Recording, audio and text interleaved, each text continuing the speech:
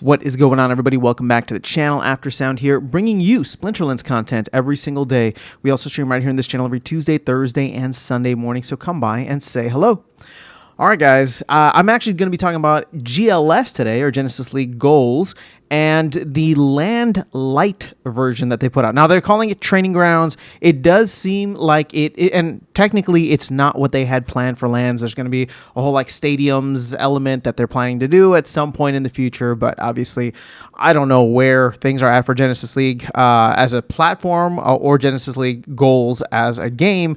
I just saw this and found one thing very interesting that I wanted to parallel back over to the Splinterlands side. So yes, I mean, if you are playing Genesis League Goals and you're interested, I mean, this is definitely a big announcement.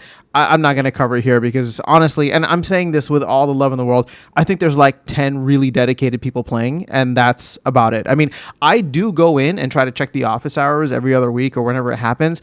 There's nobody talking, like there's nobody asking questions, nobody cares. And again, I know that the team is working hard there to try and get something going. They had like a summer league that was happening, and I don't know how many people signed up, and I'm not trying to just throw shade. I'm just saying at this point in time, this very much feels like a game that it has been in a long alpha for like the last year. And I know there's a V2 that they're working on that they're going to try and come out, or at least season 2.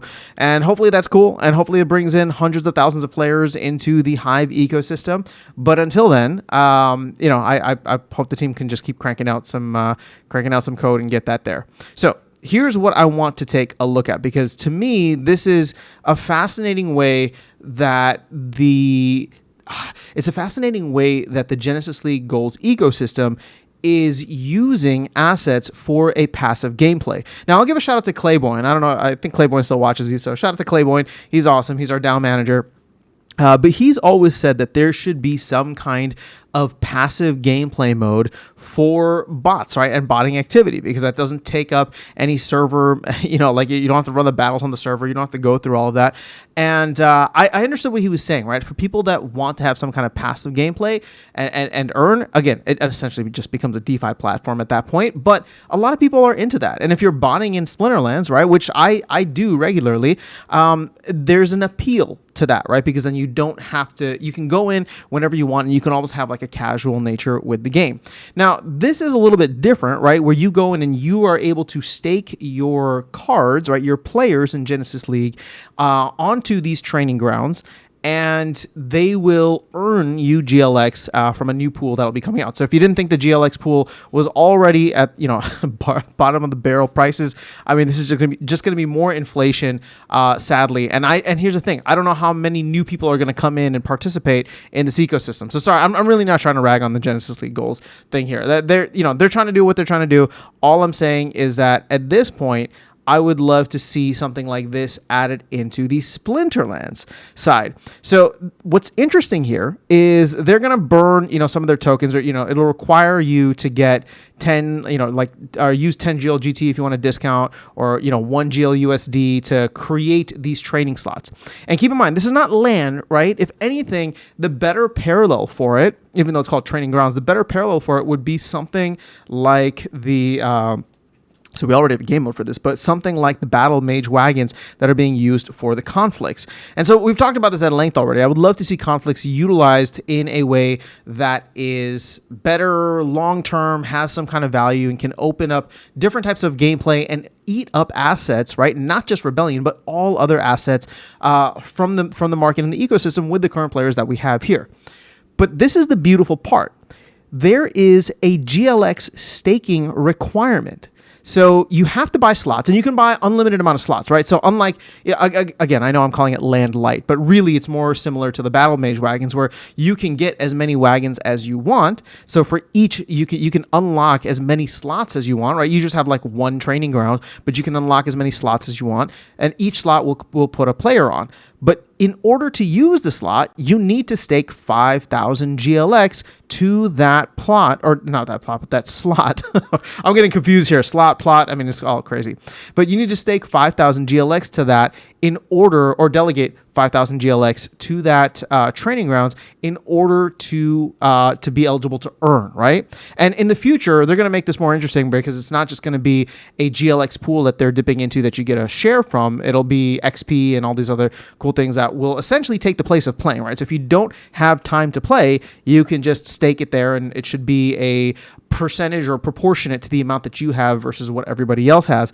And again, I'm not going to get into the details. It goes by BCX. There's gold foil bonuses and yada yada yada. It's cool. It's fascinating for people that are in that space. And maybe again, more the DeFi element side for me would be interesting, as I do have some assets. So I was looking into it previously because I'm like, I have a team. I'm not playing with them. How much would it cost me to just put them in there and earn passively, right? That's the ROI math that I have to do. But sorry, I keep getting sidetracked. Taking this back to the Splinterlands side, the conflict wagons, right, or the battle wagons would be a fantastic way to do this in the future. But we already have some baggage there with vouchers. And I know in the future, vouchers may not be able to buy you wagons. And people are always going to look back at this and say, well, I paid for the wagons already with vouchers, so don't make me delegate SPS to it.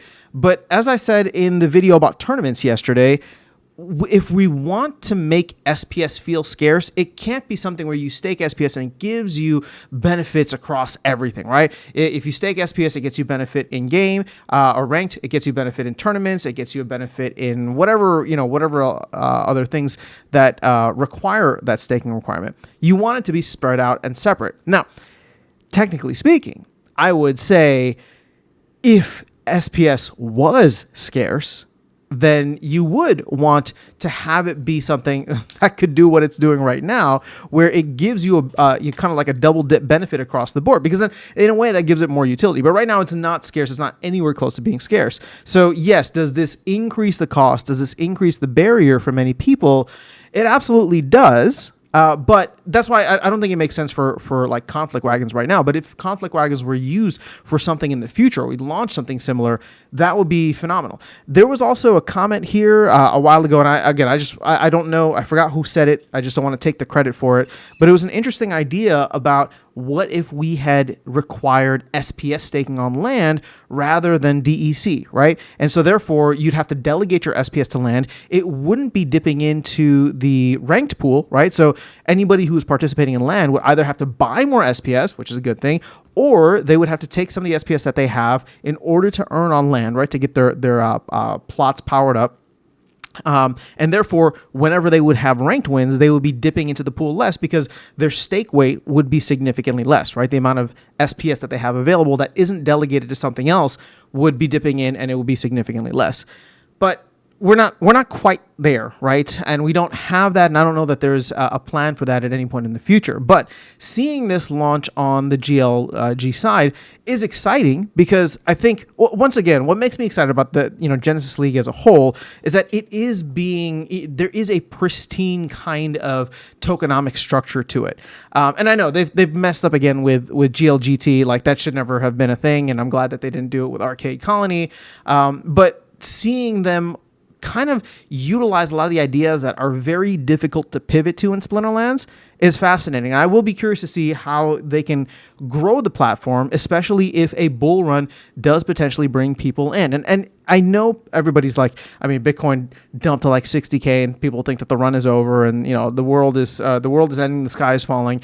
But and I think this is a very strong if we ever get another kind of run similar to 2021, similar to 2017, right? We will see people just naturally coming into games and ecosystems to explore things, just like we saw with the Splinterlands boom in 2021. So I do expect there to be players coming in to check it out at some point. And if Genesis League or GLX, right, or Arcade Colony, or the Colony token, and then of course Splinterlands by extension, if those all start to get really scarce, I mean, things like this that are set up on the Arcade Colony side, that are set up on the GLS side, are going to be fascinating to watch, especially if they're launching new games and they can hit the ground running at the right time. With Splinterlands, I'm not as worried, and I'm not trying to say that Splinterlands is doing anything wrong.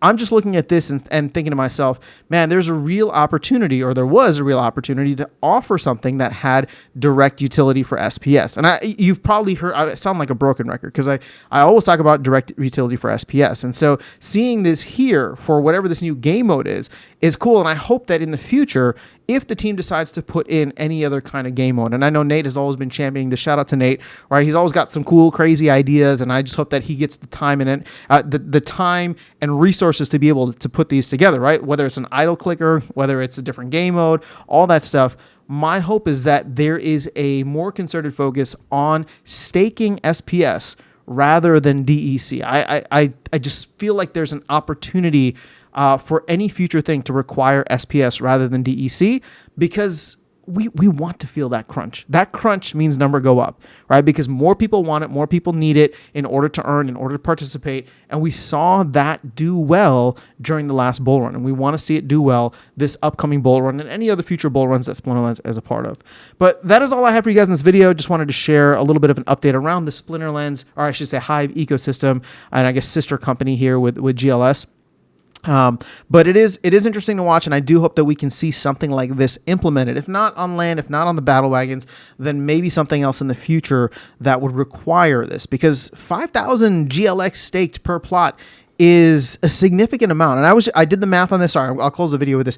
I did the math on this, and I know this number is going to be outrageous for many folks, but you know what? I forgot it now. It was either like 500,000 or 50,000, like number of slots that could be utilized with all the GLX that is currently available. And again, that sounds like a very high number, but when you think about the fact that you will need GLX for a bunch of other things in the Genesis League Goals game, as well as around the rest of whatever games they build on the platform. And I'm talking not in like the next year, I'm talking about the next 5-10 years, right? If the game can be successful and last that long, but, or sorry, I should say the platform can last that long. That's going to be exciting to see. And stuff like this, I think, is going to really matter and make a difference at that point. But that's all I have. Let me know your thoughts in the comments below. Otherwise, I'll catch you all in the next one and see you around the game. Take care.